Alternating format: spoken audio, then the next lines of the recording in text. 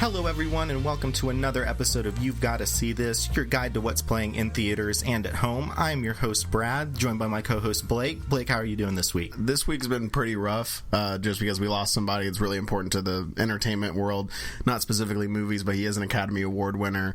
But we lost Kobe this week, so it's been really, really tough just to deal with that in the world of entertainment. He was such a huge, larger-than-life figure, and it's crazy to see him go the way he did. Yeah, if you haven't seen his Oscar-winning short, Dear Basketball, it's available at dearbasketball.com to watch for free right now, and it is a very, very powerful, great animated short.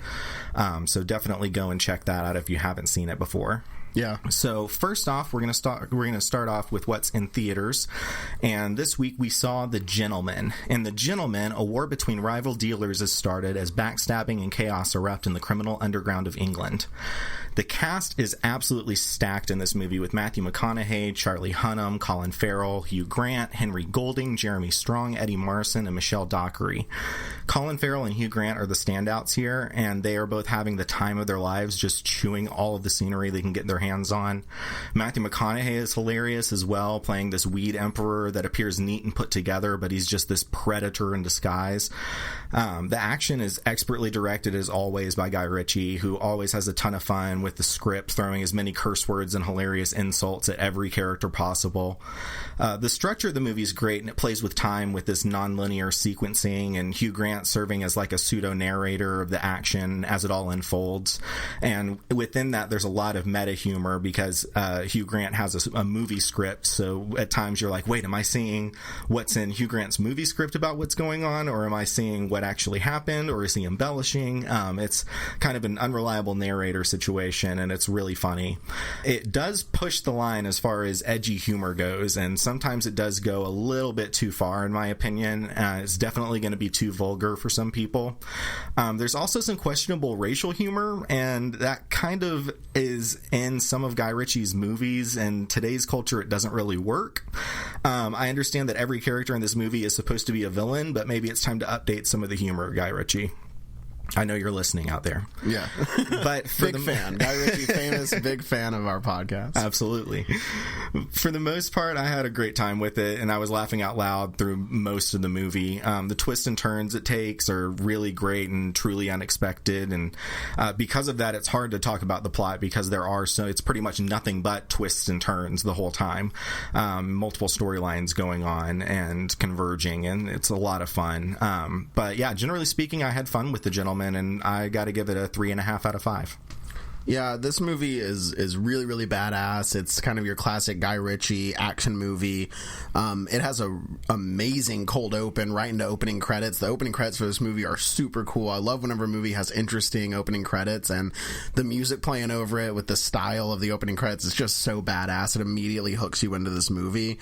There is really, really good editing in this movie. Huge standout. There's a lot of musical cues and musical drops and frenetic cutting, and the way that the story's told through Hugh Grant kind of narrating the entire thing in backwards time because he's like a couple days after the events that he's telling you about, and then the movie jumps a little bit ahead of that. It's just, the movie is insane and has this crazy energy to it. It's kind of too much at times. I think this movie kind of requires multiple viewings because there's so much happening so quickly. There's so many twists and turns that's kind of hard to keep track of, if I'm being honest with you. You mentioned the kind of off, like, out of time humor that's in this movie. It feels like there are a lot of jokes in this movie, and there's a lot of humor in this movie that if it happened in a movie from 1995, I would be like, oh, okay, yeah, that's the 90s, whatever, I'll let that go. It's happening now in a movie that comes out now, and it just feels so strange. It's not. They play it as this thing where it's like the villains, all these guys are bad guys, and they're the ones saying this, so it makes sense that they would be kind of racist against like Asian people specifically. It's almost all Asian jokes. There's a lot of homophobic stuff in here too, which I wasn't a huge fan of.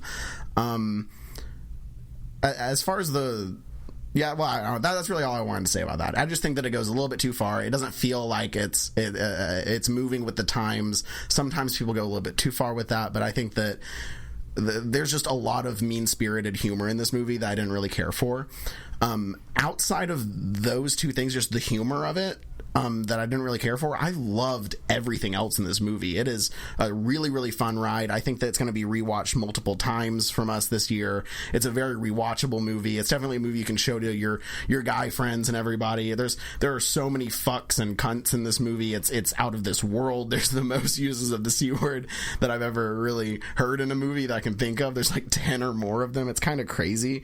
I think 95% of this movie, as far as the story goes, 95% of it is awesome. I didn't like the end of it. The end of it is very, very weird. Didn't love the end of it. And then again, I don't really like the racial humor in it. I'm going 3 out of 5 for it. I did still really enjoy the movie. It's a ton of fun. There's just a few things I couldn't really get past. Yeah, I totally respect that. So going over to another film that's playing in theaters, totally different type of film, we're going to talk about The Turning. In The Turning, a young woman gets a job as a live-in nanny in a creepy old house with 2 strange children. Starring Mackenzie Davis, Finn Wolfhard, Brooklyn Prince, and Barbara Martin, all of whom leave much to be desired. The Turning is a super generic horror movie, as generic of a horror movie as you possibly could find, in my opinion. It's filled with nothing but a handful of cheap jump scares that are completely ineffective, just 100% not effective in the slightest. You see them coming a mile away, and just terrible performances from every actor involved. But I think that that's probably due to the horrendous writing of Carrie and Chad Hayes, who wrote this movie, and they somehow wrote The Conjuring also, which makes no sense to me, because The Conjuring is a great horror movie with great atmosphere and genuine jump scares that you don't see coming. Like, it shows you what happens whenever James Wan is in charge of your script, I think. Yeah, absolutely. But I just don't know what's going on in this movie, because it's a far cry from The Conjuring, and it wants to be that type of effective, haunting horror movie so badly, and it's just failing on every level.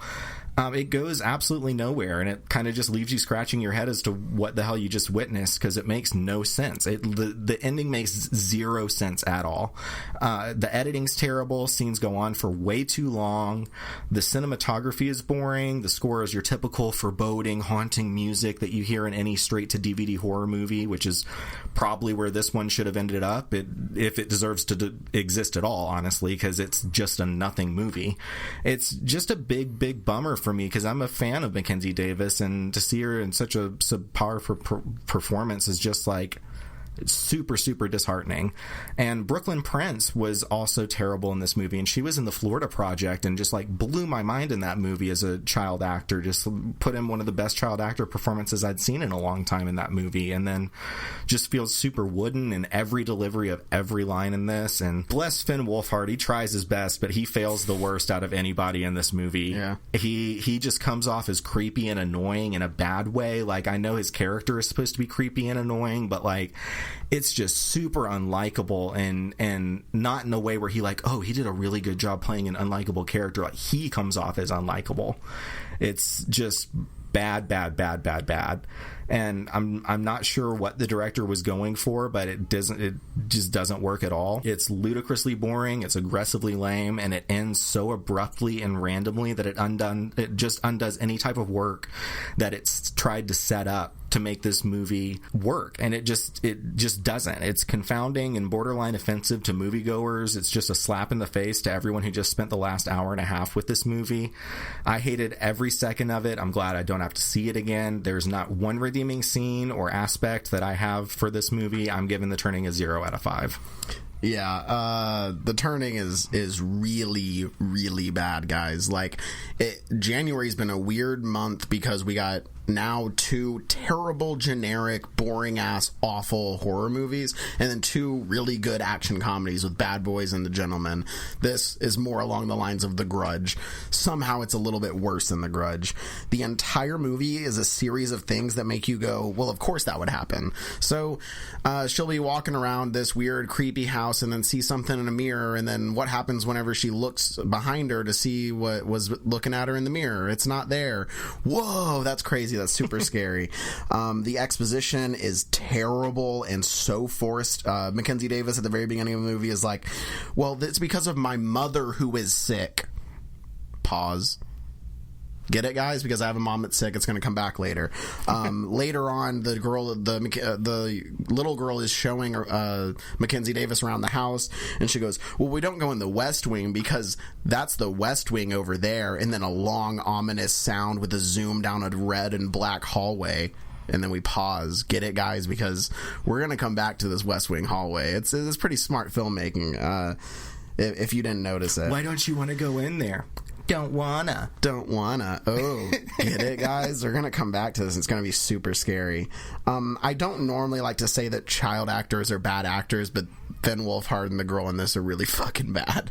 Finn Wolfhard's trying really hard, and every single attempt is failed horribly. The director, whoever the director is, or the directors of this movie, they do not know how to direct children. It's very, very obvious. Awful performances from everybody in this movie. The jump scares literally give you little hard cut zooms when the jump happens, and it is dumbfounding. There's something to be said for, even whenever there's a really bad horror movie and it just has jump scares, even no matter how bad the movie is, the jump scares, because the music will be so loud and because the image will be so scary, it makes you involuntarily jump whether you're involved in the movie or not. It could be a terrible movie, but there's still a jump scare. It's going to make you jump a little bit. These are so bad. The music doesn't jump up at you. There's not any scary images you're looking at through the entire movie. There's not even an attempt to make one successful jump scare in this entire movie. I had to leave during the movie just to gather my thoughts in the hallway for a minute because I couldn't believe what I was witnessing. There are attempts at humor in this movie that fail so miserably and fall so flat, you could hear the AC unit in the movie theater running. I could hear my heartbeat because of how quiet it was in the theater whenever they were trying to be funny. It was abysmal. I couldn't believe what I was watching the entire time. It's worse than there are student films that I've seen at a college student film thing that my friend took me to at Belmont, and every single one of them was better than anything I saw in this movie.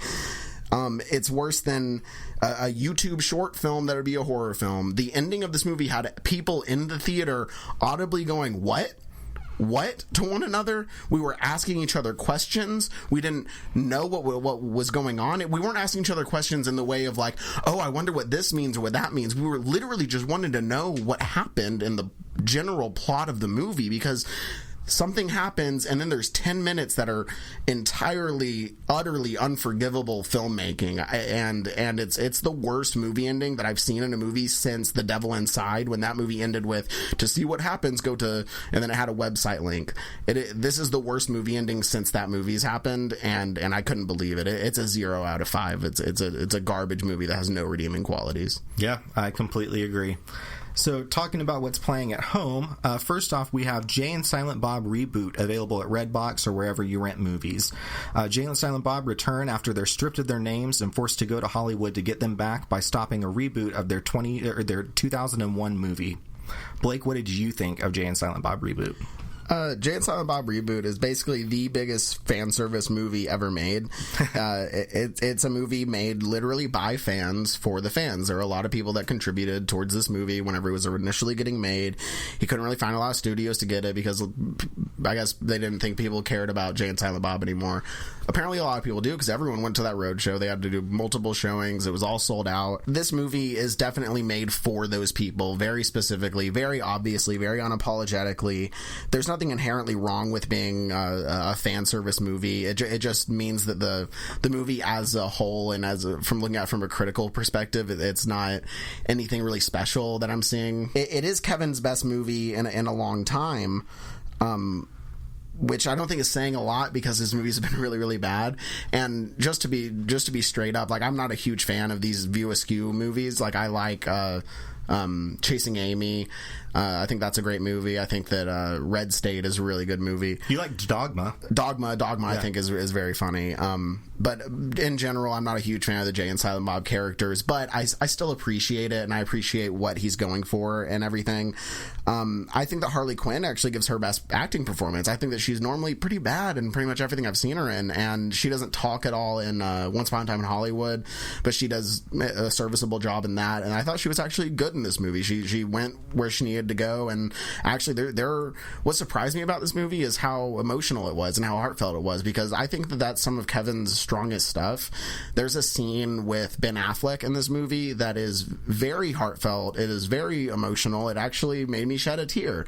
Ben Affleck is such a good actor, and when he tries, and I think that Kevin Smith is one of the best people to direct Ben Affleck to get these performances out of him, and I thought that was definitely the best part of the entire movie. I think some of it is this whole movie is so cheesy and it's so like forced and ridiculous, but again, it's exactly what it was supposed to be. It shouldn't be anything more than what it is. I think that it's definitely a very satisfying return to these characters. If these characters are the ones that you love, it's the same type of humor, the same type of jokes. They bring back the same people. There's good callbacks and everything. Like it's a really satisfying fan service film. But overall, as a movie, it's not really anything impressive. There's not really any impressive filmmaking qualities or anything that I can look at from a critical perspective and go, man, that's really, really good, except for the scene with Ben Affleck. I'm going, just overall, it's like a 2.5 out of 5 movie for me. It's just kind of right down the middle, because I think that as a movie, like I said, as a movie, it's not the best, but as a fan service event and as a gift from Kevin Smith to his fans, I think that it does its job. Yeah, so I think this is like the culmination of over 25 years of the Kevin Smith universe being built, and it's just filled to the brim with cameos from all of your favorite actors from his movies, and the cast is easily the best part of this movie. The jokes come a mile a minute, and while not every one of them lands, so many of them do that it's really easy to excuse the ones that don't, because I was laughing through the majority of this movie. But it's, like you were saying, it's very surprisingly heartfelt and very moving in places, and I like that Kevin isn't afraid to poke fun at himself and his past failures, because they're brought up a lot in this movie, which is really funny. I like you were saying, it's definitely a fan service movie, and I think that it's a must see for fans of this universe. It's not really a good entry point to his movies, because it's basically the Avengers Endgame of Kevin Smith movies, where it's if you just jump into that, you're probably going to be like, wait, who's that? Why is that person here? Like, what, Matt Damon? Like, what's happening right now?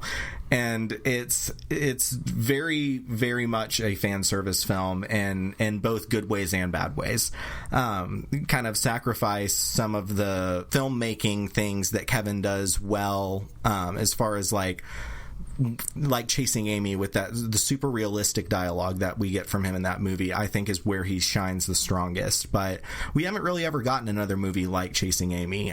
We get a really great tag for Chasing Amy in this movie, which is what I really appreciated the most with Ben Affleck. Definitely for fans only, but because that's where most of the humor comes from. But overall, I had a blast with it, because it's one of my favorite movie universes, and I got to give it a 3.5 out of 5. So next, we're going to talk about Zombieland Double Tap, which is also available at Redbox or wherever you rent movies. The crew from the first movie returned to the zombie wasteland of 2019 with some new friends and an evolving enemy, starring Woody Harrelson, Emma Stone, Jesse Eisenberg, and Abigail Breslin. What did you think of Zombieland Double Tap? So right off the bat, Zombieland Double Tap, amazing title, great reference to the original movie. So many sequels just have like returns or just some bullshit. Zombieland Double Tap, that's awesome. That's so clever, just immediately right off the bat. Again, this movie has some of the best opening credits in movie history. I think that the first Zombieland has my favorite opening credits ever, that and Deadpool. These two writers, I can't think of their names off the top of my head, but it's the same guys that wrote Deadpool. Reese and Paul Warnick. Is that their names? Mm-hmm. Yeah. They did Deadpool, Deadpool 2, Zombieland, and Zombieland Double Tap, and I think that they know how to make opening credits so entertaining to immediately hook you into this movie and get you into that mindset and that tone and that style of humor.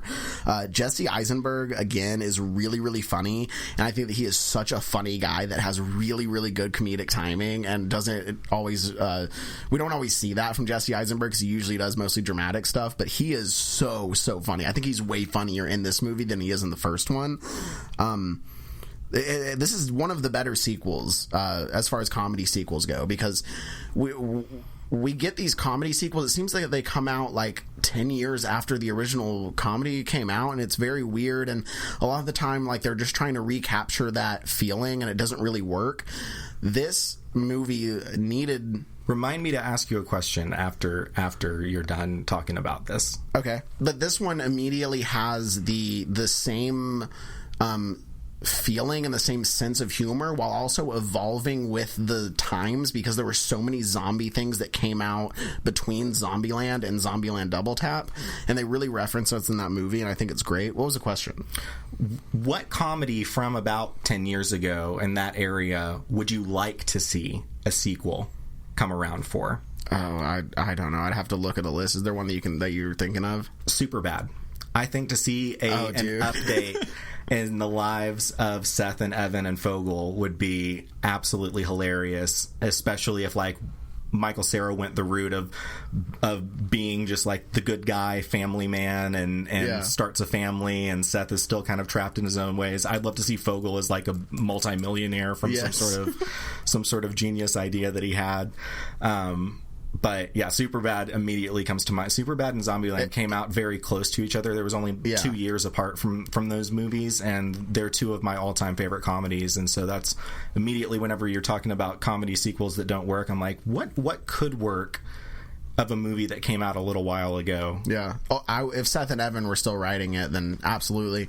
I'm going to say Tropic Thunder, because I'm not you don't have to have Robert Downey Jr. in blackface again. We don't need to do that again. But the movie of Tropic Thunder and the world of Tropic Thunder, there are so many things that have happened in the last decade in the world of movies and in Hollywood that you can just skewer and destroy all these people in Hollywood again, because they kind of need it again. They're so up their own asses right now, and I think that Tropic Thunder is what we need. I think it would be a great sequel years later. Again, if Ben Affleck, if Ben Stiller is on board again and Justin Theroux's writing it with them again, then yeah, absolutely. Yeah, definitely. So back to Zombieland, but I really like the references to the first movie, and I really like the references to other things in the zombie world, Walking Dead and all this other stuff. I think that's awesome. Zoe Deutch, is that how you say her name? Deutch, I think. Deutch. Okay, she is fucking hysterical in this movie as like this ditzy pretty girl that's like, how did she survive this whole time in the zombie apocalypse? It doesn't make sense. In a freezer. But she is so funny. Thomas Middleditch and Luke Wilson have one scene in this, and anything Thomas Middleditch shows up in, it's hysterical to me. His face without saying anything makes me laugh uncontrollably, because he's such a goofy, weird dude, and I love his sense of humor. So anytime he shows up in something, it's gonna get a good reaction out of me. I think a lot of another thing to be said about this movie is a lot of comedies start off great and then fizzle out towards the end. Zombieland and Zombieland 2 get funnier as they go. Like, they start off with these amazing opening credit sequences, and then they keep that same level, that same energy, and that same high bar of comedy throughout the entire movie all the way to the end credits. Both of these movies do that. I think this movie is equally as good as the first Zombieland, which is insane. I'm going 4 out of 5 on this movie. I thought it was great. Awesome. Yeah, so like I said, it stars Woody Harrelson, Emma Stone, Jesse Eisenberg, Abigail Breslin, but you also get Rosario Dawson, Zoe Deutch, however you pronounce it. She's hilarious. Thomas Middleditch, Luke Wilson, some great other characters that show up as well. The writing and the humor is equally as strong as the cast is. It's from the same team that brought you the original. Ruben Fleischer returns as the director as well and just absolutely knocks it out of the park. All the action scenes are just so over the top in such a great way, with tons of gore and hilarity.